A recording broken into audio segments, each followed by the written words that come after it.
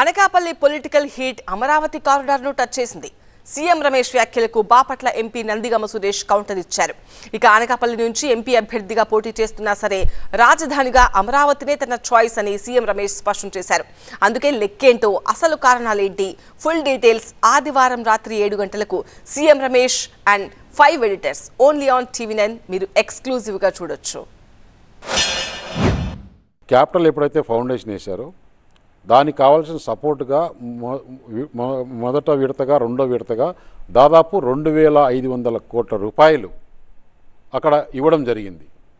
అదే క్యాపిటల్ వచ్చింటే కన్నా ఈరోజు ఎంత బాగా డెవలప్ అయ్యేది. ఆ క్యాపిటల్ మార్చిన దానివల్ల ఈరోజు హైదరాబాద్ డెవలప్ అయింది లాస్ట్ 5 ఇయర్స్. అక్కడ ఎప్పుడైతే ల్యాండ్ పూలింగ్లో ల్యాండ్ తీసుకున్నారో 50 వేల కోట్లు కాదు 1,00,000 కోట్లు దాంట్లో నుంచి ఆదాయం వచ్చిండేది.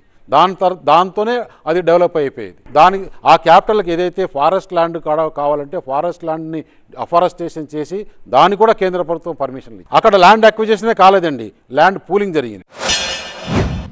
అమరావతి వాళ్ళకు ఉండాలండి. వాళ్ళ ప్రాంతంలో ఉండి 1,00,000 కోట్లు వాళ్ళ చేతుల్లో ఉంటే ఈ రాష్ట్ర సంపద అంతా వాళ్ళ చేతుల్లో ఉంటే సీఎం రమేష్, ఈ చంద్రబాబు నాయుడు లాంటి వ్యక్తులు, మరి లింగమనేని లాంటి వాళ్ళు, నారాయణ లాంటి వాళ్ళు, పత్తిపాటి పొలారాలు అంటే వాళ్ళు హ్యాపీగా ఉంటారు. ఎందుకంటే వాళ్ళ ఆస్తులన్నీ ఇక్కడే ఉన్నాయి, కొనేసారు. మాకు తెలిసిన విషయం, మీకు తెలిసిన విషయమే. కాబట్టి వాళ్ళు అక్కడ ఉండటం మంచిదని కోరుకోవటం ధర్మం. ఎందుకంటే వాళ్ళ ఆస్తులు అక్కడే ఉన్నాయి కాబట్టి. కానీ మాకు రాష్ట్ర ప్రజలందరూ ముఖ్యం.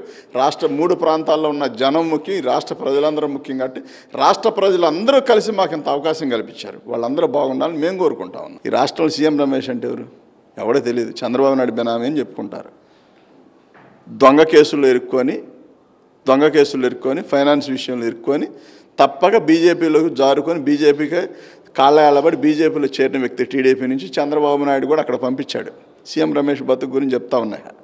సీఎం రమేష్ అనే వ్యక్తి చంద్రబాబు నాయుడు కోసం బీజేపీ వాళ్ళ కాళ్ళు పట్టుకొని చేసిన పాపాలు కడుక్కోవడానికి బీజేపీలో చేరాడు. తప్ప సీఎం రమేష్ ఎవడు ఈ రాష్ట్రంలో ఎవడో తెలియదు. అది గమనించుకోవాలి ముందు.